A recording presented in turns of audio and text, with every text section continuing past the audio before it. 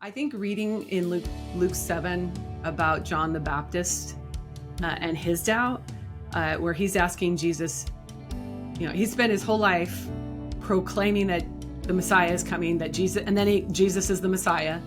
And then when he goes through a really hard time, when he's thrown in jail and he's experiencing great evil and injustice, he sends his own disciples out to say, hey, wait a minute. Are you the real deal? He says, are you the Messiah, basically? Are you the one to come, or should we look for another? Because you're not what I thought you would be. And I think you can believe in God, you can have trust, but also be a little disappointed with your life or be suffering greatly and have those kind of questions. And I really think, John the Baptist, Job are good places for you to explore if you're wondering, how does faith and doubt look together? That they're not necessarily always opposed. Well, welcome back to the Finding Something Real podcast, friend. This is your host, Janelle Wood, and I am so excited that you are here joining us today. I'm back with one of my favorite co-hosts, Sarah. Sarah, welcome back to the podcast. Hello, thank you.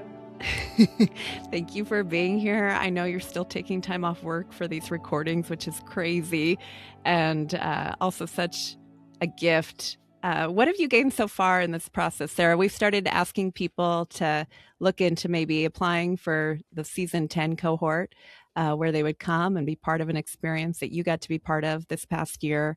What have you gained thus far?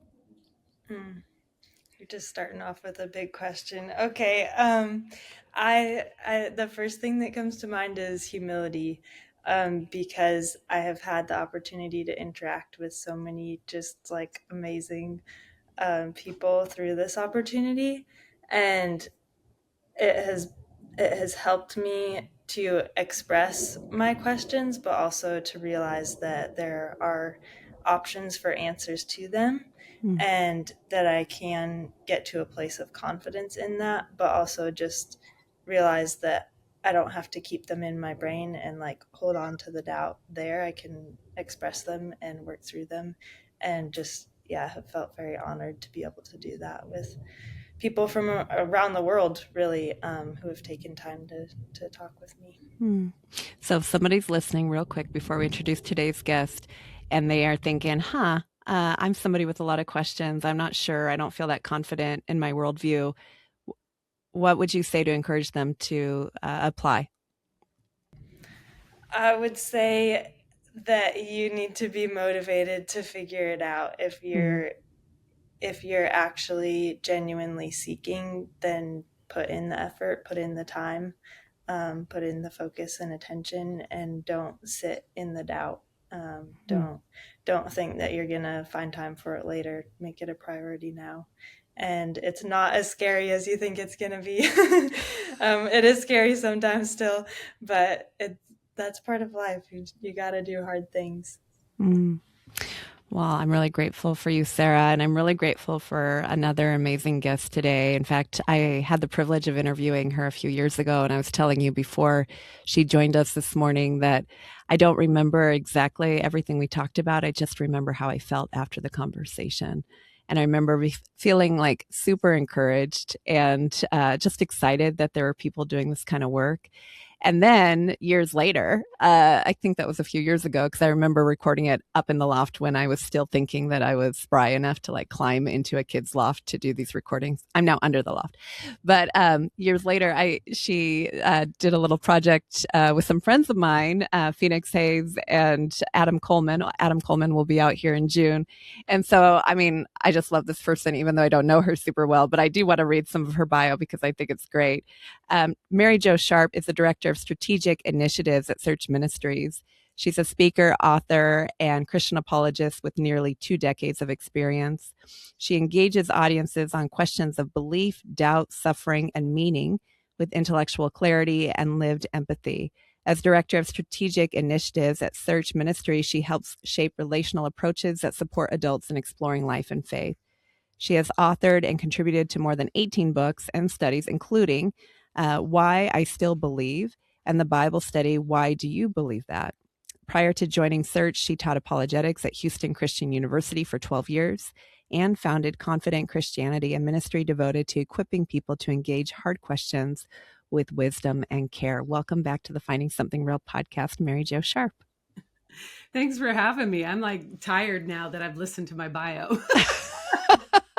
I don't always love to read them, but every once in a while I'm like, oh, I got to read this. This is good. I mean, it's always good, I should say, but when it's been a while, I sure like to read it. So, well, thank you for having me. I appreciate it. Yeah, things have changed for you since the last time we talked. Tell us a little bit about Search Ministries. Yeah, Search it's a relational evangelism ministry that has been around for almost 50 years. We're about to celebrate 50 years next year. And they kind of, they focus, like what my bio said, on helping adults primarily take the next step towards God. And we do that through a program where we have field representatives that are out doing parachurch work, where they're creating environments where people can ask hard questions, without being on a show or, without being in front of a big group of people. So we really stress like these one-on-one relationships that we develop, and then walking people through Bible basics and, forming these small communities where they do feel safe to encounter God or encounter their questions and their doubts. In a way that it is comfortable, is safe, and we're there to build lasting relationships rather than just get them saved. We're there to build these lasting relationships and see them through to wherever they're headed with their beliefs. And you live in Oregon. I'm guessing you're the Portland area, which is that right? Yeah. How does a ministry like Search operate in a place like Portland, where it's the mantra is keep Portland weird, right? What's weirder than becoming a Christian? It's not actually that hard, because we are so intentional about building authentic relationships. And we help the people who are staff members, field representatives. We really help them develop that people aren't our projects. They're humans that we love. Yeah. And so because we stress that really vibes with Portland. Portland is really about authenticity, and our organization really stresses that you have to be who you are. And our evangelism is from the way that you are as you are. So if you're a weird Portlander, why not just be a weird Portlander and tell people about God and belief in God and the hard questions and such. So we do vibe with this kind of community. Yeah, I love it. Well, Sarah, yesterday, when I was texting her about today, we were talking a little bit about what we'd love to talk about. And Sarah, what stood out to you from Mary Jo's information? And it seemed like you were pretty excited about getting to talk with her today. Yeah, definitely. I would just love to hear about your story of, I know that you were an atheist at one point, and now you're very actively involved in evangelism. And I'd love to know what that process looked like for you to get to where you are today. Oh, thank you for that question. Well, it's funny because as a kid growing up, I wanted to be a symphony orchestra conductor. I never thought about being involved at this level with evangelism. I didn't dream about one day I would be doing this. So going back to, I was raised without God in my life. And for those people who know the Portland metropolitan area, we are still one of the least religiously participant counties in the United States, so Multnomah County. That made for an environment where I didn't have really good exposure to Christianity. What I thought of Christianity is pretty much what I saw on TV, and that was not good. I grew up in the 80s, and it was the televangelist era. So I really kind of looked down, I guess, upon people who were Christian, because I thought it was a sham. I thought the televangelists were just out to get your money, and it wasn't something that was for me.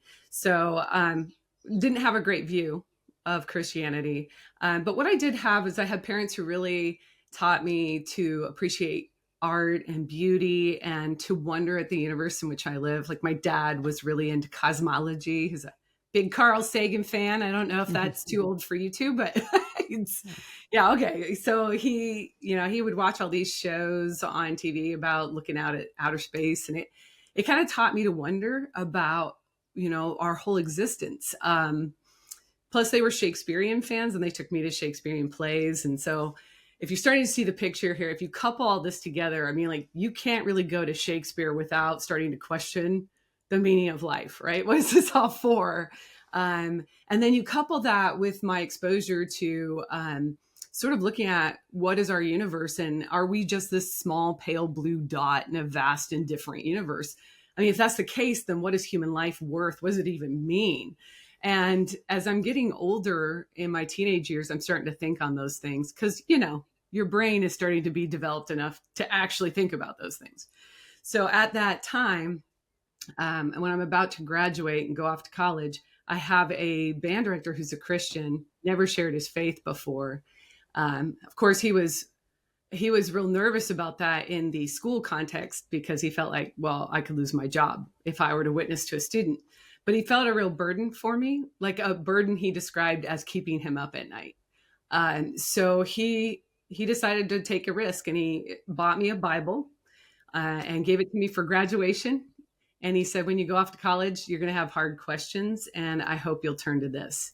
And, he was a person that I really respected and my family respected. In fact, I went off to college to become a music teacher, a band director, just like I actually did teach band for a while. So that was sort of my introduction. And when I went off to Christianity, when I went off to college, I did actually start exploring faith, which is kind of funny because we've been telling parents for a long time, your kids are going to go off to school and become atheists. And here I'm the exact opposite story. I'm this atheist person who's starting to read the Bible. And for the first time, I'm starting to wonder about faith and if my view of Christianity is perhaps not, is off. And so I start going to church for the first time. I'm going to skip a few parts just for time's sake, but I meet in college my husband and Jesus around the same time.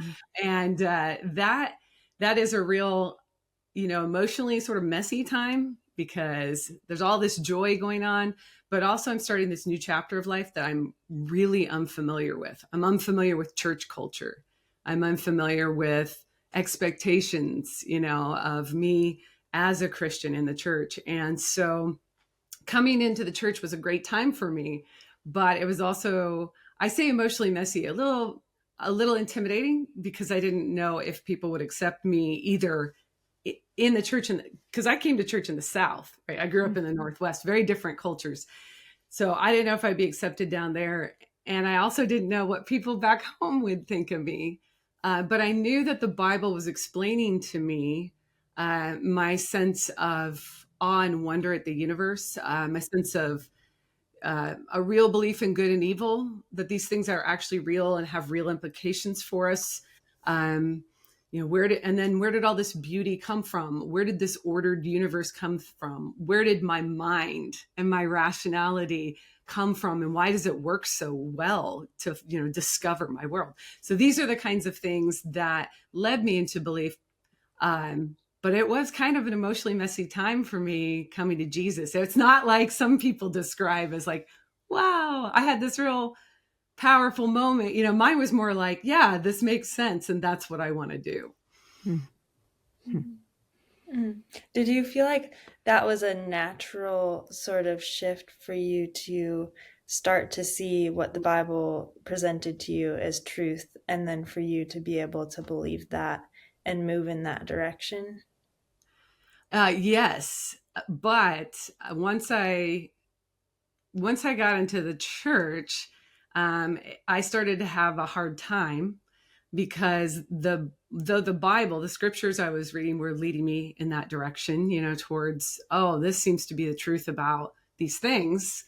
What I was noticing in a lot of Christians I encountered, and when I say noticing, not one-offs, like patterns of behaviors with these Christians, I started to wonder if they really believed in what they were professing. And eventually, not too long, like within the first few years of belief, I start to say, I don't think people really believe this. And I start to question, that's when I start to question why I believe it, which gets me into this field of apologetics that I never meant to be in, and into a ministry I didn't mean to have. It was just from actually, I hate saying it this way, but it was actually from wanting to get out. I often tease with Lee Strobel. I'm like, that's, you wanted to prove your wife wrong, and I just wanted to prove Christianity wrong, and all these Christians wrong. You're like, oh, okay, so I made a mistake, and that's why you guys are the way you are. I wanted out, and it ended up where I like, all this study is it's something where it didn't release me from Christianity. In fact, I was a little disappointed when I found out, oh no, I actually believe this is true. Mm-hmm. What were some of the big questions that you were struggling with at that time and that you wanted confidence in? So I wanted to be able to say why I believe God existed. I didn't have any deep philosophy on that, and it wasn't taught in my church education. So I had no good arguments for the existence of God. Then specifically Jesus, because I didn't have anything beyond, I really think I felt something and that this made sense. I didn't have anything else. Like, well, why do I believe he rose from the dead? Where am I getting that from? And why do I think that was real? I wouldn't have said historically accurate at that point, but I would have said something like, why do I believe that's real? And so resurrection of Jesus himself, is there a God? I needed to get those answered. Later on, I start saying, well, why do I trust the Bible? But that becomes more in-house. Like after I go, I actually think I believe in God. Then I move into, now, what do I think about the reliability of my Bible? Real quick, can I follow up there, Mary Jo? I'd love to hear. So we have a young woman who's an atheist who's involved this season. And although she may not show up for, very many of these recordings, although she has shown up to a couple, you never know if she might listen later or someone like her might be listening later. So I'm wondering if you would give a sampler platter of what you found when you were exploring those things that made you go, wait a second, I'm stuck here. Yeah. And I will say right away, I'm doing this on a podcast, and so it's going to be very surface level. So anything that I talk about is worth diving deep into to see where you personally are at and what has been discussed on this over thousands of years. Mm-hmm. So the ones that I dove into were, the sense of, where do we get our sense of right and wrong from? What is grounding this idea of justice, good and evil? And so I'm looking at two different kinds of arguments, like the moral argument for God's existence, that do objective moral values exist? And if so, where do we find those? And it's interesting because people will say on the front, no, everybody decides for themselves, but that's not really how we live. For example, when a great work of art is destroyed, or we've had certain groups in the world, like extreme religious groups, blowing up old works of art, around the world. The world reacts with that was an offense. We are morally outraged at the destruction of beauty, and this is something that spans across cultures. So there's things where I'm like, we do agree on certain moral values over time and culture throughout history. So where are those coming from? That's one of the arguments, like the moral argument for God's existence, that objective moral values and duties are found in God. On the other side of that, the problem of evil. People will say that they suffer. People will say that there's evil in the world. Why is this injustice being done to me? And so I started thinking about, well, what is evil? What do you mean? Where are you getting that from? And as I looked at the problem of evil, there's so many avenues to go, you guys. Like the earliest written book of the Bible, Job, is kind of like a treatise on the problem of evil, where he's like, why are these things happening, right? And the Greek philosophers write on this. So I started looking at it and went, wow, not only do I need to know how I'm defining evil and where I'm getting that from, which I define as the privation of good or the absence of good. So there has to be something good first, and evil is the destruction of that, or it's a violation of that privation. But then I started to think conversely, if there's no answer to evil, so there's no justice, there's no ultimate justice, there's nothing like a God out there who is a perfect judge, then we have massive amounts of horrific evil in this world where people suffer and die, and it's ultimately meaningless. There's ultimately no response. You live, you die, that's it. This is the way the world is. In fact, the Oxford biologist talked about that. Richard Dawkins, and I think it's in his book called River Out of Eden, where he talks about, we're just made of physical matter, and we're all just dancing to the music of our DNA. So we're just doing what our DNA has coded us to do. That's pretty bleak. That's pretty bleak. That means that there is no, he says there's no rhyme or reason to this universe. So think about the horrific suffering of mankind over time and history. Meaningless. That is a hopeless view that doesn't match with what I believe. I do have hope for mankind that things can get better, but that's got to be grounded somewhere. So I started thinking about things like that.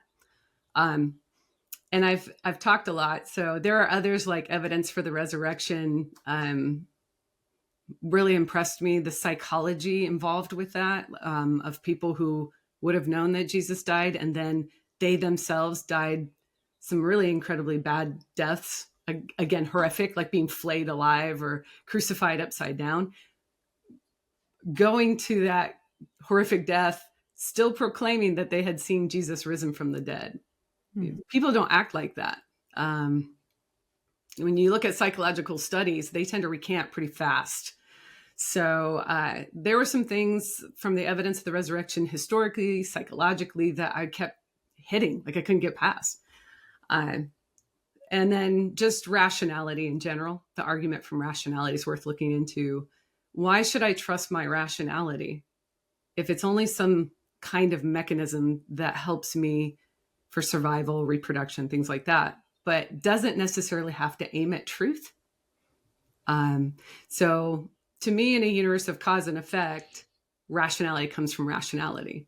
And so I need something rational to create rationality. Anyway, those are some of the, I love it. Just boom, there you go. Now go have fun looking those up. But, I wanted to kind of cut it short because I had gone on for a bit, but it's just, there's so many things. Like if I had a bucket to dump on people, it's a lot of things that I call it my brick wall of God. Like I keep hitting it.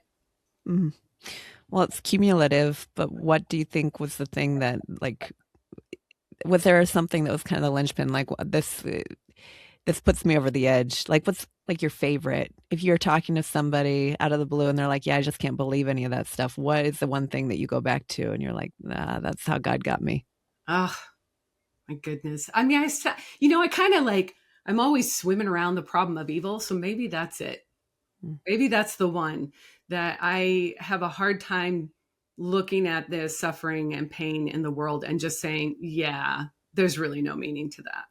So I think the swimming around the problem of evil, there's got to be some way to ground justice and mercy and hope and love. And I don't find a very stable grounding for that in atheism.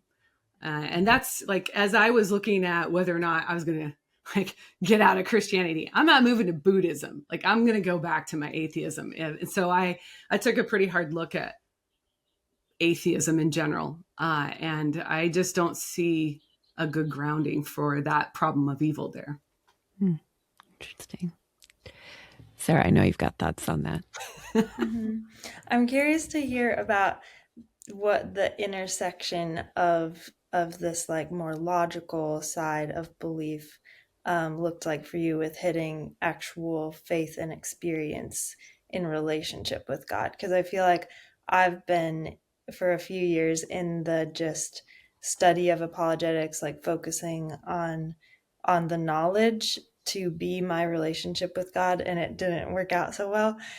So recently it has been more of the experience side that's come to life. but that's also not as translatable to like share with people or explain, because I think that is the strength of apologetics, is it is these arguments that do hold you in belief, but really that is still sort of an empty way to live if you just say like, this is what I'm choosing to believe, but not seeing that played out in your own life. Yeah, I think it's a very thoughtful question. And you're like striking at the heart of my approach to apologetics. So I don't treat apologetics as just like a proposition, propositional arguments, or just an intellectual pursuit. So I think this is why I swim around on the problem of evil, because it is so experiential. So I can gain all this knowledge, right? But then I always think about, what am I going to do with that? And so where I bring together sort of this intellectual and the experiential, even emotional side, would be that I let the arguments really affect who I am personally in my relationship with God. So I'll make a connection for you here. The problem of evil sent me back into the scriptures to see what Jesus had to say. And I found him speaking on this in Luke 6 in the Sermon on the Mount. He's saying, love your enemies, do good to those who persecute you. What good is it if you just do good to those who do good to you? Like basically he says, the sinners do that. Anybody can do that, is what he's saying. But you are called to something different, right? And as I thought about that with the problem of evil, I thought, we're never going to escape the problem of evil. And we're never going to escape people who do these things. So he's teaching me how to not live reactively, but to live proactively in his redemption that he brought. So now I've got to think on that. How does that affect me on a daily basis? Well, one is to not be surprised when people don't do the right thing. Another is to have compassion, because I'm not the only one suffering from the problem of evil in this world. Everybody is. So what is going on in their lives? Why are they behaving this way? It's caused me to look out at humanity in a different light and think there must be a reason that people get to the point they get to. So this is what you're seeing, is like where an apologetic argument has really impacted my faith, really impacted how I live. So it has had like a spiritual formation influence on me, because it thrusts me back to, do I really trust God in this situation with however horrible it might be? Do I really trust him to see me through? And this all floats around that one issue of the problem of evil. So the way that, I've done kind of what you were saying, I get a little heady and intellectual at times where I like the arguments. They're fun to chase down and look at all the different avenues. But now slow down. What does that mean? What does the Kalam cosmological argument mean for my life? It actually has some kind of application for my daily living, which sounds weird, right? But it does. Like even in that case, there's a creator. The Kalam is arguing that everything that comes to an existence must have a cause, right? So I look at that and go, okay, if there's a cause to the universe, and so he purposed that. I'm sorry, I'm going to say that thing. I don't mean to be irreverent, but I'm going to, for atheists out there, whatever it is, if there's a creator, it purposed the universe, right? It said, this is coming into being, which includes me. So I can apply the Kalam cosmological argument in that I don't have to continually search for purpose and meaning to my life. It's already been given because I was purposefully made. So there's like a lot of ways that apologetics actually applies experientially to how we live our lives. But I don't think we use it that way. We always focus apologetics out as a conduit to help others through me, rather than focus it back to me directionally to form me. That's a really helpful approach. I haven't really put those two together in that way. So thank you for sharing that. Yeah. I'm curious, Mary Jo. Okay, so you're doing this research, you're stuck. You see that, well, this Christianity stuff looks like it's real. You're still left with people who are being hypocritical, as we all tend to be. So, how do you deal with that? How did you like experientially? What was that like for you? Because I know sometimes I'm a feeler. I can get very distracted by the things that get my attention. And when you get really disappointed in people, that can really derail you. And I certainly know many people who have walked away from their faith because of that kind of stuff. So I'd love to hear how you reconciled that, even though intellectually you were like, oh, I'm stuck. Yeah, I would say in short form, I'm still working on that. Aren't we all? Come Lord Jesus. Yeah. No, this is a hard one because now I can give you the ideals, which I just gave you, right? I just gave you a long set of idealistic thinking. Jesus taught me, love your enemies, do good to those who don't do good to you. And he was confronting the Pharisees because they were saying, love your neighbor and hate your enemy, right? So you can hate on those people that don't think like you or don't act like you or aren't in your political tribe or whatever. You can hate on all those people because that's what the Pharisees were teaching, and Jesus is actually opposing that when he says his Sermon on the Mount phrase. So now what do I do with that? It's really hard, you guys. I think one of the things that I have to do with that is I have to take a more mature approach into my church community. So we like to say, if you're looking for the perfect church, you can't join one, right? Because then you would mess it up because you're not perfect. I think what we have to do is be a little more conscientious about our own spiritual formation, our own growth, maturity in Christ. Focus on what we can change, which is ourselves and our relationship with God. And then from that, we can say, okay, now how does this outwork? Like, I know the problem of evil. I know everybody around me is going to fail me and I will fail them. So now what do? I mean, we got so many scriptures. Ask forgiveness, think of others as better than yourselves and do good for others, not just for you. Even Paul's teaching this, right? James, keep a tight rein on your tongue, keep a tight rein on that tongue because otherwise your religion is worthless.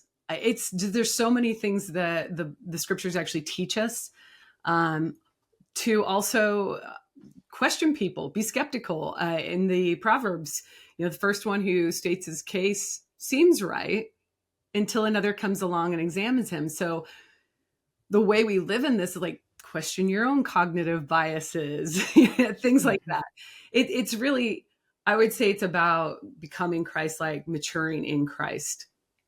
And as you're maturing, you don't just say anything to anyone. You start to say, who is somebody I can actually trust? And maybe be a little bit more responsible with how you're engaging in your church community and who you engage in that church community. That's good. A follow-up to that might be apologetics. It's a lot of learning different arguments, learning a lot of that heady stuff. And knowledge, as it says in scripture, tends to puff up, right? And so how do you balance the natural puffiness of intelligence and knowing a lot of these different things with the need for humility and grace with other people and yourself? Yeah. Always, I talk about epistemic humility, recognizing that you can only know so much because you're a finite creature you have a finite life. And so, I think I'm saying this wrong, but I think it was Socrates who said, the more I know I don't know. And taking more of that perspective to remain curious because you're never going to get to a God level of knowledge because only God has that. So you could be wrong on some things you think you are right on. Stay curious, I was going to say, stay educated. No, keep learning. That's the word I'm looking for. That's the phrase. Keep learning. Never shut yourself down from learning, even if you think you've got it. like, oh, I've studied this for a long time and now I've arrived here. I mean, you would not believe how many philosophers over time in history have written on something in their youth, in their 20s, and then come back in like their 60s and refuted themselves. So it's just, I would say stay curious.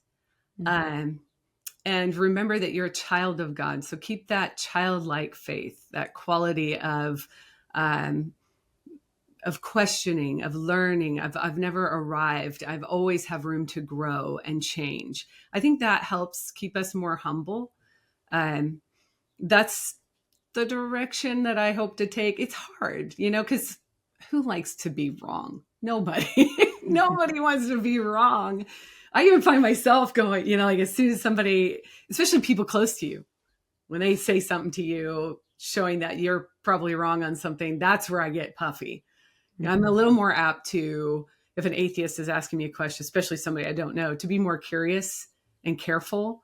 It's around the people who are closest to me that I have to be cautious of the puffiness. That's good. What do you think, Sarah? Can I jump in? Okay. Yeah. So you founded a ministry called Confident Christianity. How do you interact with doubt and with like how you're saying keeping openness and learning? How do you balance confidence and that kind of approach? Yeah, I think that's a great question. Boy, there's so many different things to say here. I have a whole talk on doubt where I cover all these different things. The balance is just, I think when you continue to learn and grow, you come to a point where you go, this is what I believe. This is what I believe. I am open to somebody showing me, as wrong, like the proverb says.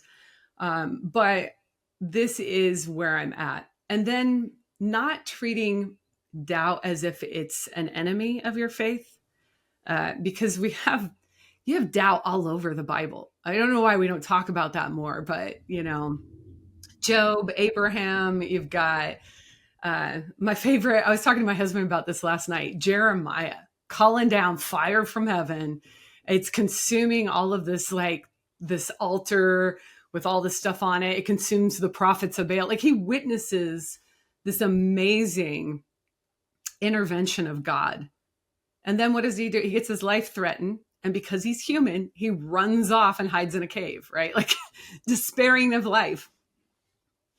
Doubt and faith going on together. I mean, he just did something amazing. So I think if we pay attention a little bit more to the very humanness of the people in the Bible, and don't set them apart as like these, demigod heroes or something of the Greek mythologies. There's no Hercules in there. These are just people, and they have doubt. Like I love Joseph and Mary because, especially Joseph, he's not going to believe Mary is pregnant by the Holy Spirit, just straight up, right? And he's a believer in God, but he's like, you know what? Humans don't get pregnant that way. I know how humans get pregnant. So this is my thought, and he has to have a miraculous intervention. So I'm saying that we're not always going to get that, right? We're not going to get a angel showing up, but we can do research. We can study. We can continue to learn. And we can continue to trust God that he will answer these questions. Actually, I think reading, I told you I had a lot on this. I have a lot, but I'll leave you with this. I think reading in Luke 7 about John the Baptist and his doubt, where he's asking Jesus, he spent his whole life proclaiming that the Messiah is coming, that Jesus is the Messiah. And then when he goes through a really hard time, when he's thrown in jail and he's experiencing great evil and injustice, he sends his own disciples out to say, hey, wait a minute. Are you the real deal? He says, are you the Messiah, basically? Are you the one to come? Or should we look for another? Because you're not what I thought you would be. And I think you can believe in God, you can have trust, but also be a little disappointed with your life or be suffering greatly and have those kind of questions. And I really think, John the Baptist, Job are good places for you to explore if you're wondering, how does faith and doubt look together? that they're not necessarily always opposed. Will you unpack that a little bit more with the John the Baptist thing? Because I love that story. I've always, I mean, not always, but especially in the last, decade or so, I look at that story, same as you. I'm like, man, that is major doubt. Like, hey, Jesus could do something. He doesn't. And then he sends him back with like this pat answer of like, from my reading, that's what it looks like, right? Like, oh, among women, babies born, like there's no one like John, and he just says all these great things, which in theory, wonderful that he's saying them, but he does not release him from prison. He does not set the captives free. I heard somebody say that Jesus is quoting something in Isaiah there, but he leaves out the part about the captives being set free. I'm curious, like what your thoughts are on that, about how Jesus handled that, because I thought, man, like, yeah, I'm sure you've, as you just mentioned, you have a lot you could say there, and I'm curious what else you could say about that story. Well, this may not be exactly the direction that you're going, but I will say, as I looked at how Jesus responds, one is that it says, Luke's reporting that in that hour, Jesus healed many people, in a sense where it's not one of those like, were they healed? It's like the deaf can hear, the blind receive their sight, the lame can walk. So you're looking at what happened, right? You're there. Jesus is healing people and you can see it. You can see it. So he's giving what we call in the 21st century empirical evidence. You can see it with your own eyes. You can use your senses to experience that. So he gives the evidence that he's doing the miraculous works that the Messiah was supposed to be doing, which is why he's quoting Isaiah. He's demonstrating it. And then he reasons from the scriptures that I am doing the works that I'm supposed to be doing. And this is all of that, like the sort of pat answer he's giving. Well, he's demonstrating it, and then he reasons with people. So he uses logic. This is what the Messiah is supposed to do, and here's what I'm doing. And then the part that you said, I think is really important for people who do have doubt. So here's the prophesied messenger of the Messiah, right? There's prophecy about John coming too. So here's the prophesied messenger of the Messiah saying, you know what? I'm not sure if you're actually the Messiah. This is a big deal. He's saying it in public in front of people. And so that could either be bad for Jesus, his reputation, or bad for John's reputation. And so what does Jesus do? He goes through this long, like, what did you go out in the wilderness to see? Did you go out to see a man in fancy clothing, like a celebrity or a wealthy person or a royalty? And then he's just like, no. But what did you go out to see? You went to see a prophet. And that's where he comes in. He's more than a prophet. What he's doing is he's uplifting John's character in front of the crowd again. That's why he says, among those born of women, there's none greater than John. That's an uplift. I believe in John. John is a great guy. This is a good person, and he did right. But you're right. He doesn't remove John from his situation. And I think that's what instigated the, hey, what about me? Like, why aren't you saving me? And isn't that the great question of the problem of evil? And so that's why I encourage people to study the problem of evil, because God doesn't always come in and fix that physical situation. And I don't want to go in too long. This is where we hit philosophically, either it's too little or I'm going to go on too long.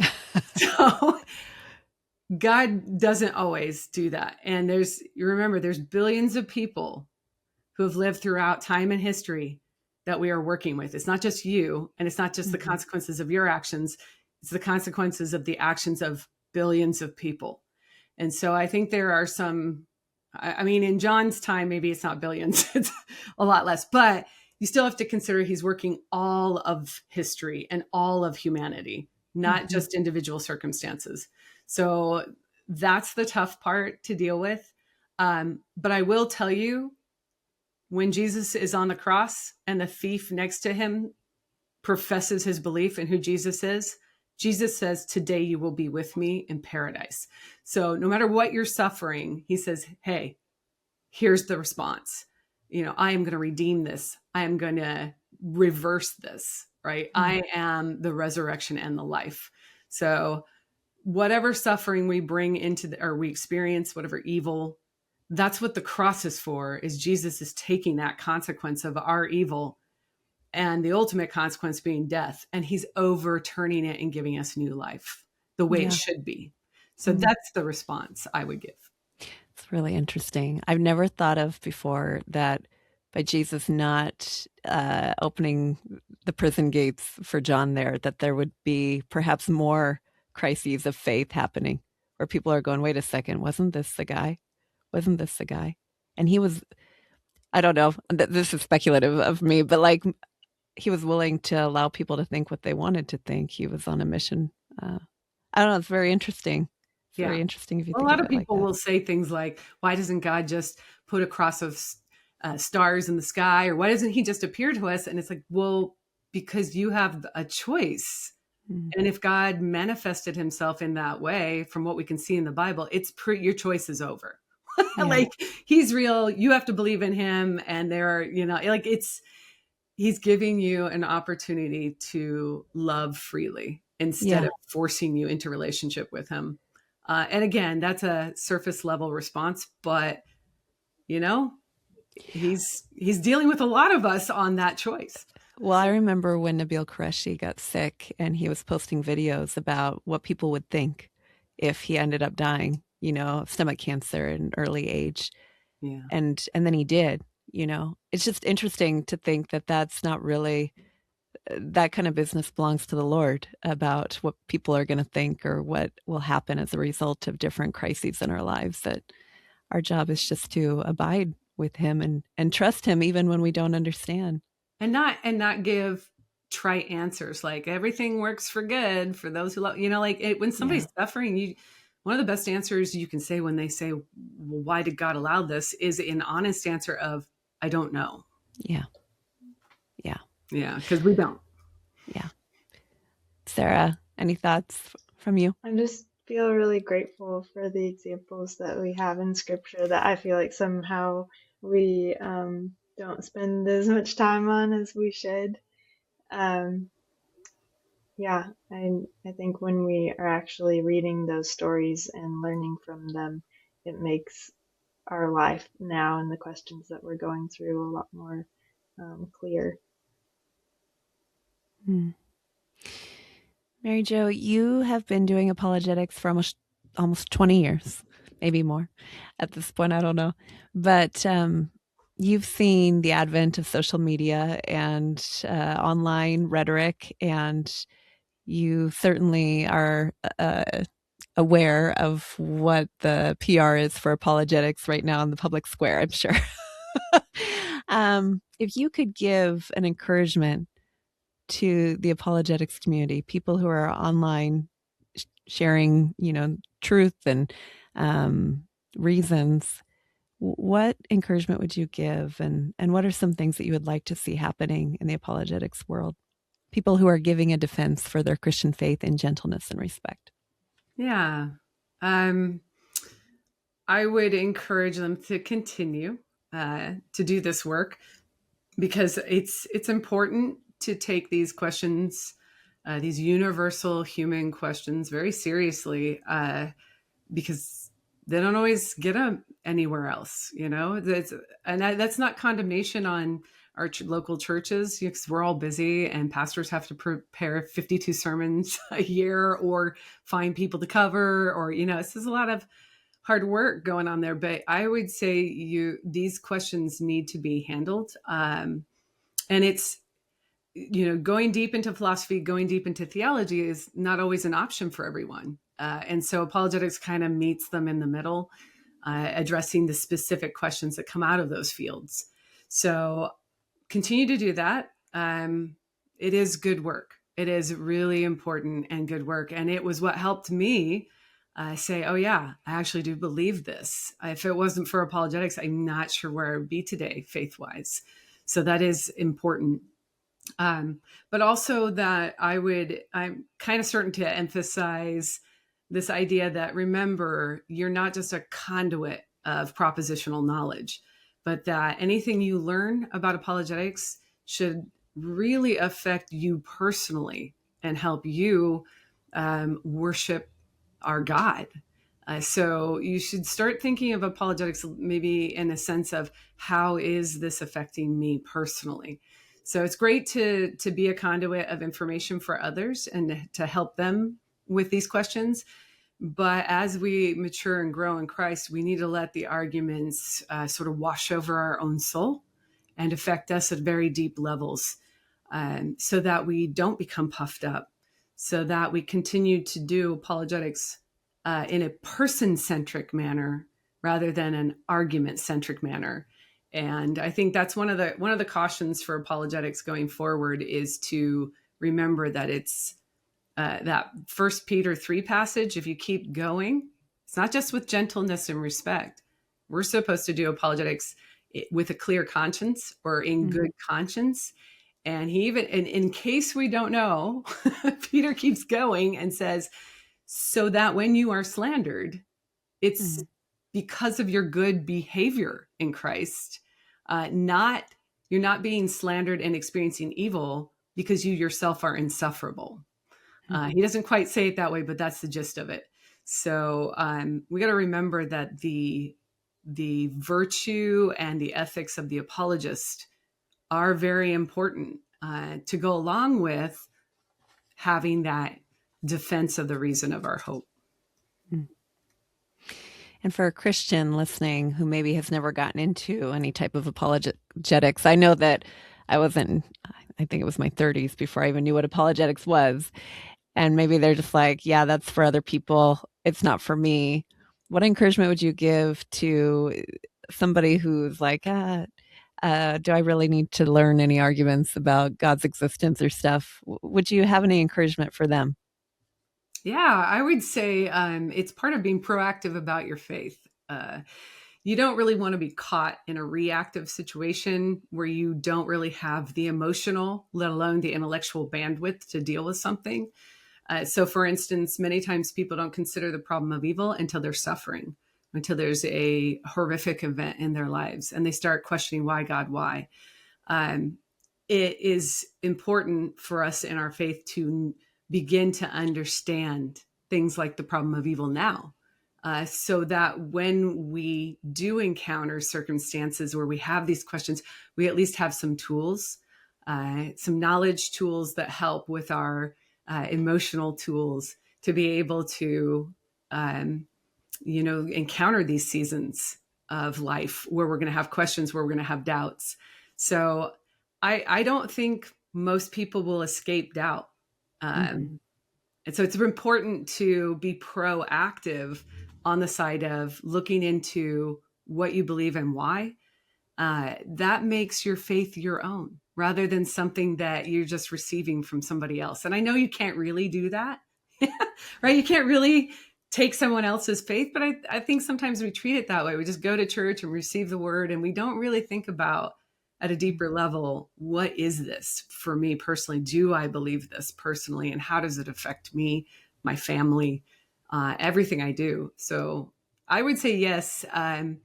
You don't have to go deep like I've been very deep today.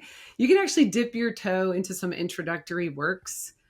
Paul Copan wrote a bunch of books that were very introductory in apologetics, like True for You, but Not for Me.